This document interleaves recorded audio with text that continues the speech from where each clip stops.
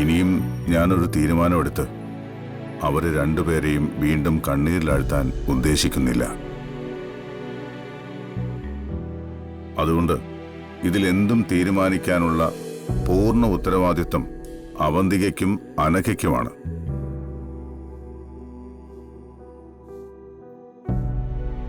ഈ ഒരു പ്രശ്നത്തിൽ അവരുടെ തീരുമാനമാണ് നടപ്പിലാകേണ്ടത്.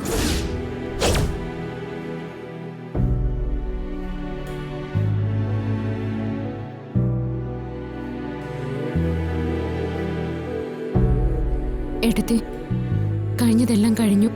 ഇനി ഈ വിദ്വേഷമൊക്കെ മറന്ന് അവരെ ഒന്നിച്ച് ജീവിക്കാൻ അനുവദിച്ചൂടെ? ഇല്ല, ഇതെന്റെ വിദ്വേഷത്തിന്റെ കാര്യമൊന്നുമല്ല, ഈ കുടുംബത്തിന്റെ കാര്യ. ഞങ്ങളെ ഒന്നാകെ ചതിച്ചതിന്റെ കാര്യം. ഞങ്ങളെ ചതിക്കാനും അതിന് കൂട്ടുനിൽക്കാൻ ഓരോരുത്തരും എടുക്ക് കാണിച്ചപ്പോഴും ആ ചതിയിൽ ആരുടെയൊക്കെ കണ്ണു നിറയുന്നു നിങ്ങൾ ആരും മനസ്സിലാക്കിയില്ല. അതിനുള്ള ശിക്ഷ ഇതൊക്കെ.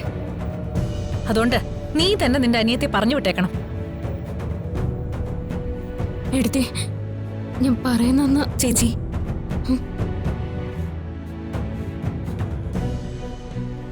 എനിക്ക് വേണ്ടി ഇനിയും ചേച്ചി അവരുടെ മുന്നിൽ താഴരുത്.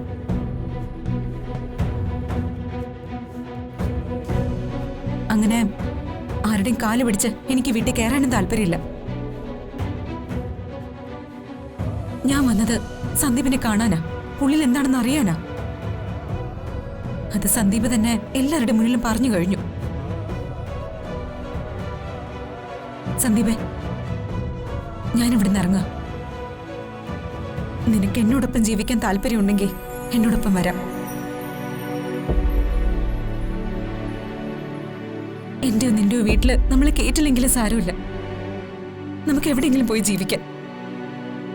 നിനക്ക് താല്പര്യമാണെങ്കിൽ എന്റെ കൂടെ ഇറങ്ങാം. അങ്ങനെ അവന്റെ താല്പര്യം? നിങ്ങളോട് എനിക്കൊന്നും സംസാരിക്കാൻ താല്പര്യമില്ല. ഞാൻ സംസാരിക്കുന്നതും കൂടെ വരാൻ വിളിക്കുന്നതും എന്റെ കഴുത്തിൽ താലി കെട്ടി എന്റെ ഭർത്താവിനെ. നിങ്ങൾ വലിയ ആളാണെന്നും നിങ്ങൾക്ക് എന്തും പറയാനുള്ള സ്വാതന്ത്ര്യം ഉണ്ടെന്നുള്ളത് നിങ്ങളുടെ തെറ്റിദ്ധാരണയാണ്.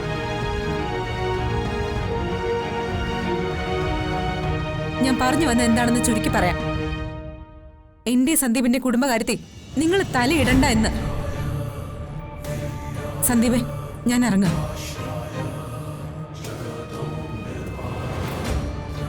ആദ്രേ,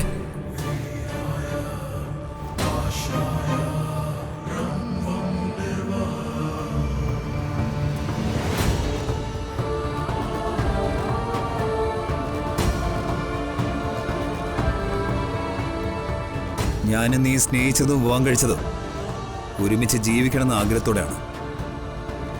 ആ ആഗ്രഹം നമുക്ക് ഇപ്പോഴും ഉണ്ട്.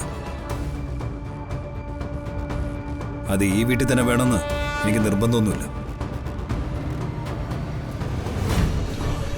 അതുകൊണ്ട് നിന്നോടൊപ്പം ഞാനും വരുന്നു. നിങ്ങളുടെ എല്ലാവരുടെയും അനുവാദം വാങ്ങി ഒന്നിക്കണമെന്നായിരുന്നു ഞങ്ങളുടെ തീരുമാനം. അതൊരിക്കലും നടക്കില്ലെന്ന് തിരിച്ചറിഞ്ഞതുകൊണ്ട് നിങ്ങൾക്കിടയിൽ ഒരു ശല്യമായി ഇനിയും തുടരാതെ ഞങ്ങൾ ഇറങ്ങുവാണ്.